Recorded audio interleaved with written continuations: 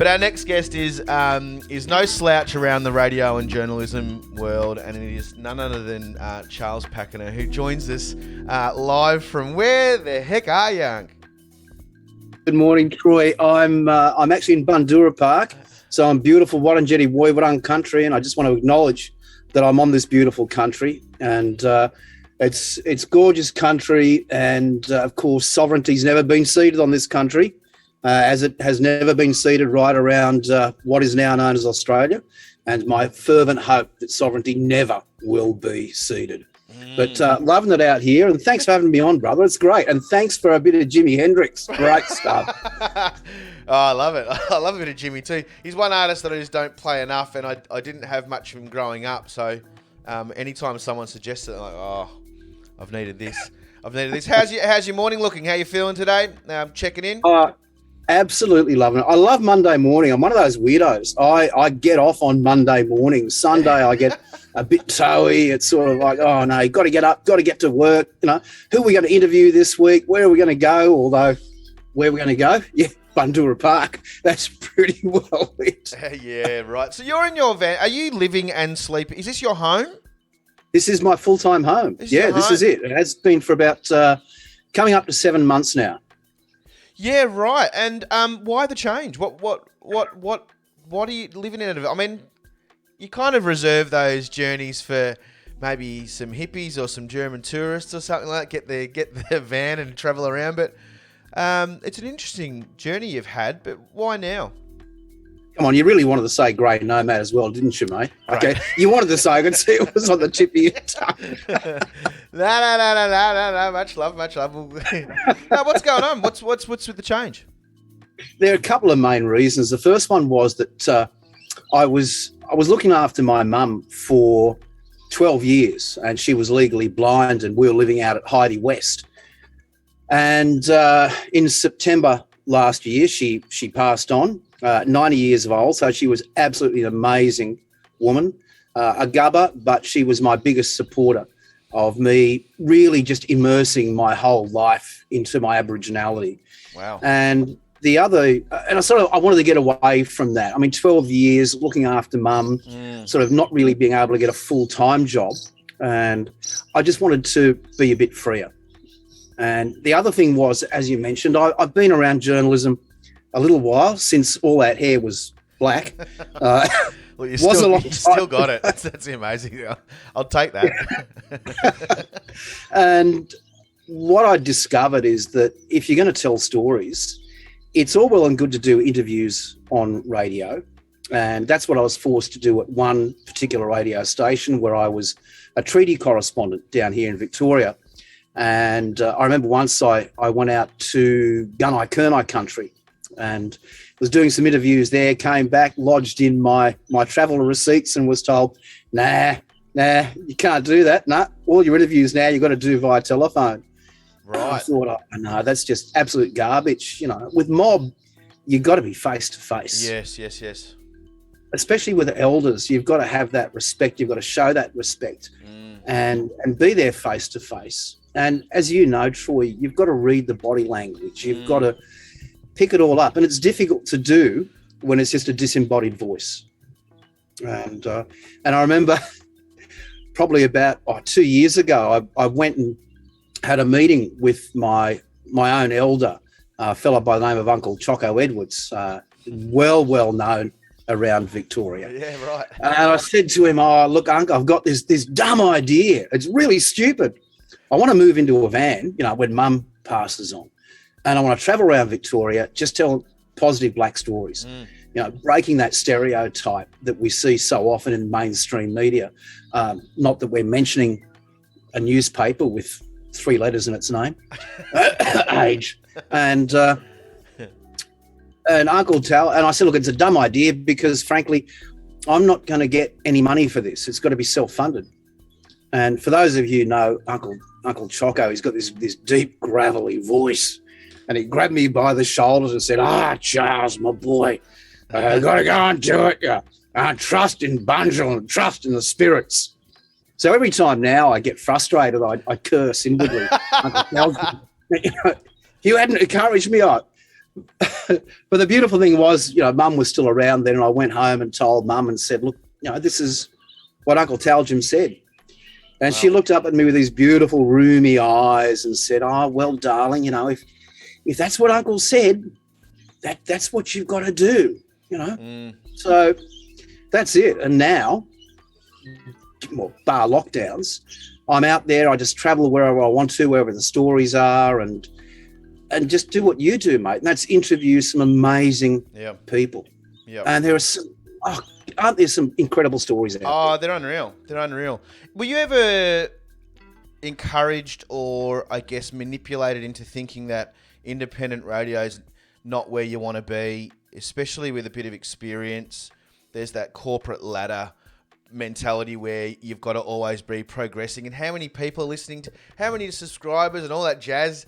And you kind of think, well, that's where were you ever sucked into that's where Journo needed to go? In terms of, the age and the bigger ones, like, oh, you'd be so good on there, but you kind of have, I feel like you've avoided that for a deliberate reason. You and I talked about this last week, and when I interviewed you for Connection Matters Radio, look, I must admit I've always thought that I'd like the stories that I do to get a greater audience. I'd love them to be, broadcast on the ABC and things like that. But I think, and I'll be quite honest here, I think anybody who's in media has got a bit of an ego, no doubt about it. And that ego can be best served by being, on television, although quite frankly, at my age, at 63, the good looks have been left behind with with the oncoming of the dad bod, as you were talking about before. But there's always, I think, the desire that I would like to go back into mainstream. I started my career in journalism back in the 1980s when I was involved in the IT industry. Right. And I was really into that. So it wasn't in Aboriginal journalism, and it really only started, I think, when I came down to Melbourne around about 12, 13 years ago, that I got involved in black journalism, like Koori Mail, 3KND, and various other outlets. But independence, man, it's the way to go. You don't have some editorial manager telling you, okay, this is where the story is, or this is the way that we have to go to suit the advertisers or whatever. I mean, I went that way when I was in IT journalism, and I was an editor of a magazine, and we were told by the publishers, you've got to go this way because that's where the advertising dollars are. Yes. No. And it's the same thing right across all media. Independence, your own man, your own person. Where's the barrier between mainstream media channels, radio and free to air, and all of them? We all know what they are. Why are they so resistant in allowing First Nations truthful stories? What is it? Is it about our guilty government that's been tripping over their guilt for 150 years? What is it about? Why is there resistance? And it seems like it's so hard, or we're very tokenistically put on air around only special occasions. We're slowly getting there, but we are getting there. We've got the Jessica Mauboys being on The Voice. We've got Brooke Boney being on Channel 7 after being a long stint on Triple J. But it's slim pickings. Why aren't the floodgates just open, and why is there such resistance? I think they are opening. My daughter one of my daughters is the head of news or Indigenous news and current affairs at SBS. And she's rung me a couple of times and just whinging like crazy. Oh, Dad, the ABC's pinched this journalist, or, Channel 7's pinched that journalist. And she and a lot of the others at SBS/NITV recognise that they're giving these young black journos a great head start. They're training them up, and they really train them hard.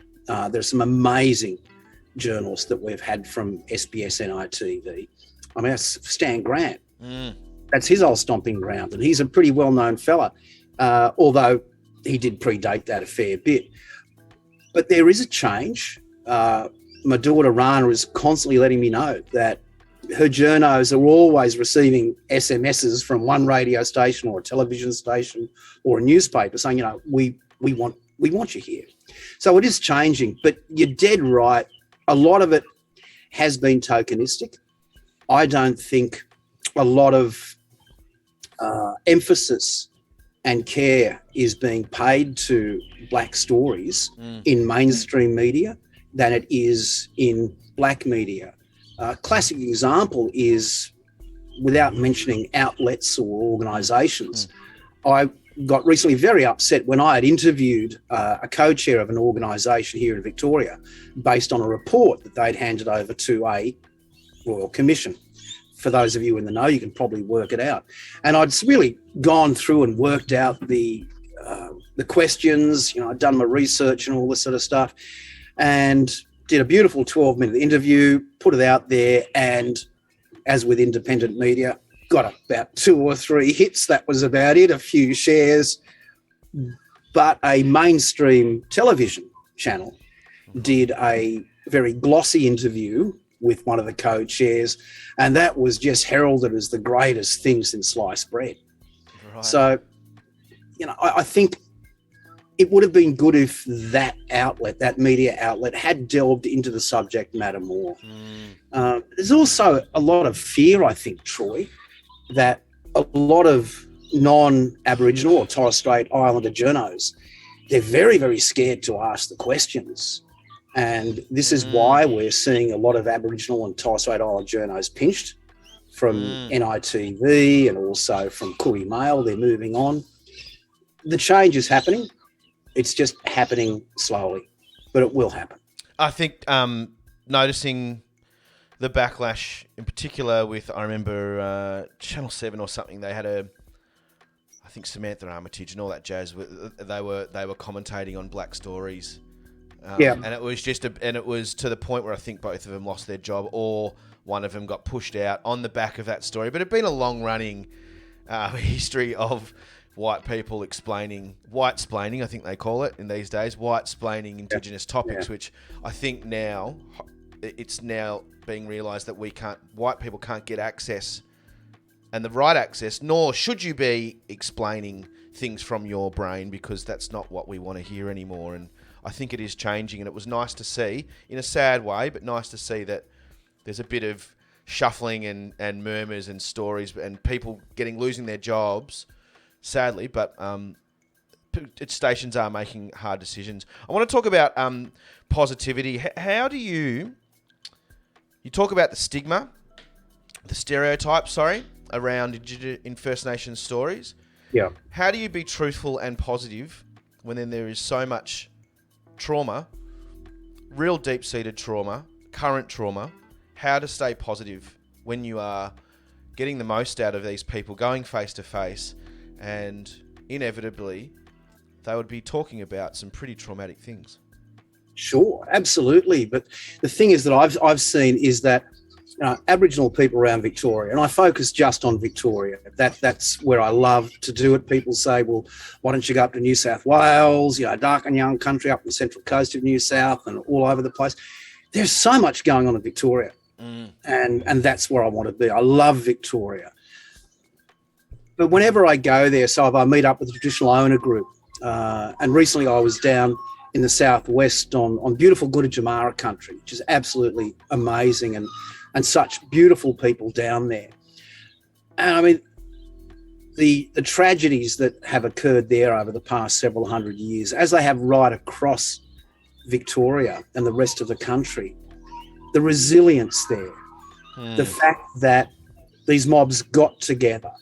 They may have stumbled a few times at first in sort of setting themselves up the white fellas way, but the fact is they've got together. They've set up health services, community-controlled organisations. These are all the result of trauma. And that, I think, is a demonstration of the resilience and the never say die attitude of our mobs. Just incredible. I mean, you don't have to look far to see positive stories. You just don't have to. I think one of the biggest things when you talk about trauma nowadays is the Youth Justice Commission, the Truth-Telling Commission. This is the first of its kind in Australia, where Auntie Eleanor Burke and 4 other commissioners have been appointed by the state government to look into the history of what's gone on in Victoria. And one of the biggest things that has come out there is, well, if we're going to be telling the truth, then we have to be careful about the trauma. And there's a massive amount of trauma. But what's going to come of that trauma, these people telling their stories, is a greater knowledge. See, the Youth Justice Commission has also been told in its letters patent that they have to promote education of history to the greater Victorian community. Now, I don't know how, you only look about 21 or 22, Troy, so I'm not too sure what it was like in your days in primary school and high school. But, man, when I went to primary school, things were very different. The black fellas were portrayed as just these ignorant natives out there. I mean, that's what it was. But now we're going to get the truth. So all the trauma that these people will go through, and it's going to be very real, because they're going to be talking about massacres. They're going to be talking about stolen languages, stolen wages, stolen land, stolen generations. There's a bit of a theme going on there. The positivity of that is just unbelievable. And I notice I'm flashing in the background there. How do we get rid of that for you? It's glowing. It's great. There you go. There we go. I'll stand in front. Yeah. But there's positivity all the way around, Troy. There's always positive stories. You can't keep black fellas down. Country knows that now. Yeah, it's great. Tell us a little bit about Connection Matters. I mean, it's a great title. What do you look for in people to interview, and how's it going? And any particular interviews aside from mine that stand out as one of your highlights of your podcasting career? Yours actually was pretty cool, I've got to say that, because it was just nice to speak to another journo who understood what it was all about, and an independent journo at that. Sure. We shared a lot of the same, I think, principles. It all started around about maybe 5 years ago, and I was the Aboriginal liaison officer at Banyule City Council, and a good mate of mine from Darebin, Uncle Stewie McFarlane, said, "Oh, look, come on, Charles, we're going to go over to 3K&D," which was in Mary Street in Darebin at that time. Yes, before they moved. And we met up there, and the station manager at the time, Torres Strait Islander fellow who's been instrumental in building up First Nations radio across the country, Jim Remedio, said, "Oh, Charles, I love your voice, ever thought about going on radio?" And I said, "Oh, look, well, first of all, I've got a flaming job. And if I do, I don't want to just be up there doing, what's the black fella going to do? We talk about sport, or we play country music or whatever." I said, "I want to do current affairs. I want to do current affairs, black affairs." And about 6 months later, I started doing it there. It was just I think a 1 hour program per week. And then it just became a passion. And I just recognized there were so many great stories out there, and ended up giving up my job at Banyule Council. But I've never enjoyed being an employee anyway, and just volunteered 5 days a week out at 3K&D doing Connection Matters. That stopped after a while. But when COVID came last year, or stage 4 came, so around about July, August, I think we started the first lockdown. I'm not too sure. I went to 3K&D and said, "Look, I want to come back. I want to do a half-hour daily broadcast just about positive stories, right in the middle of the afternoon." And the station manager there, even though he and I have had a number of disagreements over the years, saw the benefits of that, put me on, which was great. And that's really where it was. And then I decided, no, I just needed the independence. I didn't want to be in the studio. I wanted to be out on the road. And that's essentially what I do now when I'm not in lockdown. We've just had Are You OK week last week. Are you okay? I had so many phone calls. Are you okay? And "Oh, we're just concerned that you're living in this van." And I said, "Seriously, why are you worried about me? I am living the dream. This is the perfect life for me. I don't like being in a house. I never have. I don't like being in a unit. I like being out in the bush, being out with mob, being out in the country, and even in lockdown. I'm here at Bundoora Park." And a big thank you to Darebin Council. I will say that Darebin Council, especially the CEO, has given me permission to be here during the days. So I just park here. At night time, I use one of their secure car parks at night. So it's... well, I had a knock on the door from the coppers last night. That was really interesting. But the stories, I've got a number of passions. One's treaty and justice. I love that ever since I started covering it on 3K&D a few years ago when I was full-time there for a while. And I've just maintained that. I worked for 6 months as a comms officer at the First People's Assembly of Victoria, which was great. Oh, yeah. But I love doing stories on treaty and justice because I think it really shows the progressive nature of this state and the resilience of our mob once again. Some of the best stories, though, because there's not one best story. I just couldn't do that. Were you ever starstruck by someone? Have you ever been? I get different feelings. Like I had a chat with Emma Donovan last week, and I know Emma well enough personally, but I've never interviewed her. And when I was sitting there and doing my research, it gave me this big like, whoa, this woman's she's someone, you know. She's travelled with the Black Armband and she's hanging with Ruby Hunter, and then you just start going, whoa.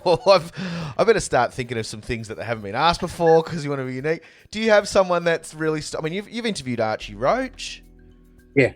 Archie was absolutely amazing. We were going to see the filming of the Marngrook footy show when that was on NITV. Sure.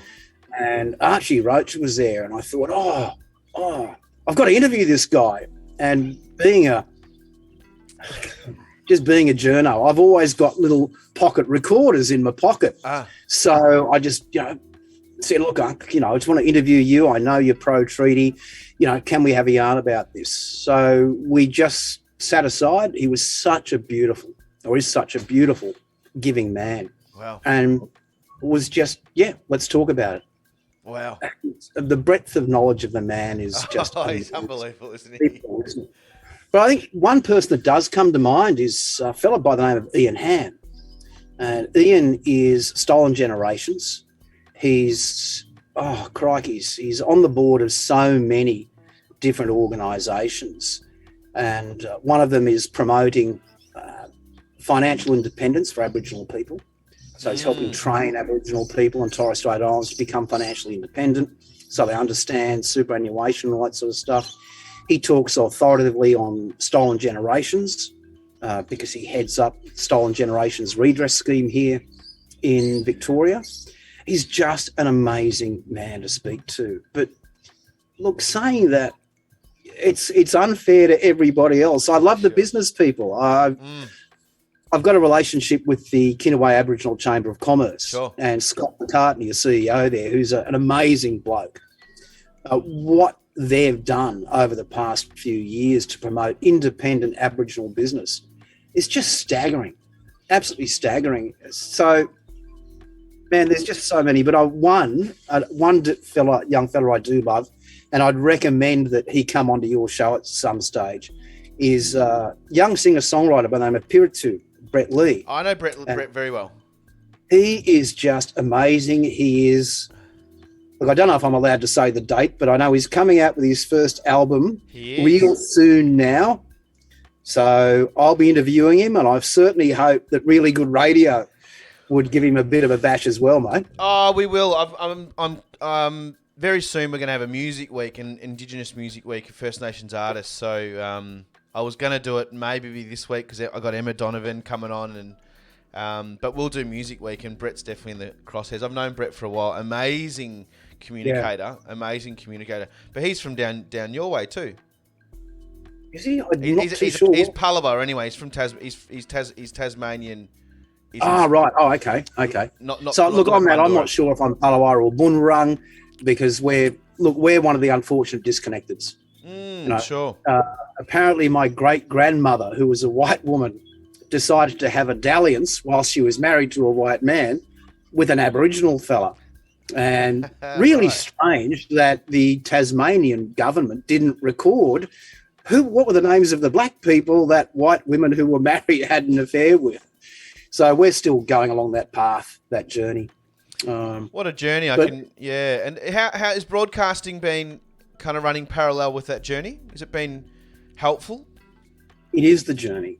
It is the journey because, look, I understand the fact that we may never discover exactly what our family is, what our clan is. I can accept that. That's fine. It's a bit of a crapper, but look, I've come across so many other of our people who are in the same situation for it. I'm sure you have as well. But I find connection with mob to be that beautiful, uplifting thing. And being out there rather than sitting in the studio, being in this van, getting out there onto different countries, sitting with the TO groups who just accept me and love the fact, we've got a journalist who's actually coming out. Wow. That's fabulous. That in itself is the journey. And that for me will never end. That's beautiful. That's beautiful. You're right. I have got stories of my journey, and it's a little bit lost too, but somewhat a little bit more connected than what you've got available. But at the same time, the yarn's bigger than the sign-off piece of paper that you want to hold up and say, "This is my family tree." It becomes very apparent when you hear everyone else hasn't really got much of a family tree either, and it doesn't matter. No, it doesn't. And look, people understand this. They understand that you may not be connected. I remember a couple of years ago, I went to Vaxal in Melbourne, and there was a big treaty that was being held by Rajak, the Justice group, and Arnie Esme Bamblett was up there. She was heading it all up, and it was all about Aboriginality and identity. So how do you actually prove to the government and to the rest of the community that you're Aboriginal? So people were getting up saying this and saying that. And at the halftime siren, I went up to Arnie Esme and said, look, I'm a little bit concerned that no one's really talking about those of us who are disconnected, who will never know our mobs. And I knew full well afterwards, I shouldn't have said that to Arnie Esme. Yeah. And she said to me, oh, Charles, well, as soon as the break's over, I want you to stand up and talk to it. Which obviously you can't say no to Arnie Esme Bamblett. It's a bit difficult. No, you're one decision away from a fight. No, that's not true. She's a passionate woman. She got her thesis on her PhD. Wow. On Aboriginality and identity. So here's a woman who really knows what it is. But It was fascinating when I got up and told my story in front of all these connected mobs, that everybody accepted it. People got up and started supporting that. And they know people who are in the same situation. And that was actually a huge part of my journey. The fact that I saw, wow, okay, you guys are seeing me more than just an Aboriginal journo. You're seeing me as someone who doesn't really know where he's from, may never, but I'm accepted. That was beautiful. That was just beautiful. Yeah, it's cool. It's cool to hear that imposter syndrome that really debilitates, or and you get it the closer and closer, or the further or the more productive or successful you get in certain spaces. That noise can get a little bit louder and louder, and going, hang on, we haven't heard it. Has anyone cross-referenced this fella? And they start talking about these things that are trying to cut you down. It's very real, and I've felt it, experienced it, and but it's beautiful to know that it's a bit deeper, and hopefully you stay strong. And it's about that journey that you're on personally while you're talking to people. And people ask me all the time, why do you do this show and what's it about? It was born from my own need to meet people and connect, and I think that's why we connect so quickly, Charles. Look, no doubt about it, brother. And it's interesting you talk about the imposter syndrome. Yeah, we know about that. I know my youngest daughter, 22-year-old Caitlin, up in New South Wales. Yeah, she was going to university, and she said, "Oh, Dad, I'm really concerned because I want to identify as an Aboriginal woman, but I've got this brown curly hair, I've got pale skin, and I know, Dad, you've always said that it's what's in my heart, and you've brought me up to be an Aboriginal, person. And she was just thrilled when she got to university and she saw, there's these other kids also who they don't look black, but they're black. Yeah. So look, the big thing is you go and live a life that is appropriate, that is culturally correct, that you respect the land you're on. That's the first and foremost thing. You respect that country you're on because it's not your country. And you respect the traditional owners and you listen to them first before anybody else. And that's what it's all about. Because we see the imposters. They come in and, oh, yeah, I'm a black fella. What can I get for that? No. I brought my kids up not to take anything, if they can help it, from the government because of their Aboriginality. A bit stubborn, but what the heck. Charles, we're going to keep moving on because we've got some more music to play, but it's an absolute honour to have met you so recently, and thanks for your very, very deliberate encouragement of my own journey here. But it's really encouraging to know that you're interested in my stories, and we're certainly interested in your stories this far on into your journalism career. It's just beautiful to know that you've come, after all that time, you've started to go independent and work out of your van and keep that independence. It's a really encouraging thing, and we look forward to checking out more stories. Have you got someone lined up this week? How are you looking? I'm hoping, I've got to get my van serviced on Wednesday. I'm hoping to get out to Wadawurrung country, actually. Sure. So down that way to a fella called Wayne Quilliam, who's... I know Wayne very well, the photographer. Yeah, absolutely. And I want to do a story with him. We were having a bit of a yarn last week, and he said, yeah, just come and park your van at the property. That's fine. So I was thinking of doing that. And I had no idea he was down in Wadawurrung country. Yeah. Oh, yeah. Wow. Well, I'm going to give him a buzz too. That's crazy. You want to get him on your program, bro? Oh, for sure. We've been meaning to. One of the most epic photographers. His stuff is mind-blowingly good. Yeah. Mind-blowingly good. Tells a story. Charles, thanks heaps for coming on today, and really, really appreciate what you do. Check out connectionmatters.net.au to keep up to date, and also fill in about Charles's journey. There's so much more, but if you want to kind of open up on some of the topics that Charles has talked about, there's a lot of stuff on his site there, including some past interviews. He mentioned some of them before from Kinaway, Scott McCartney, that's up there as well. But Charles, once again, man, thanks for joining us this morning, and we look forward to keeping in touch. Anytime, my brother. You stay safe. Cheers. No worries.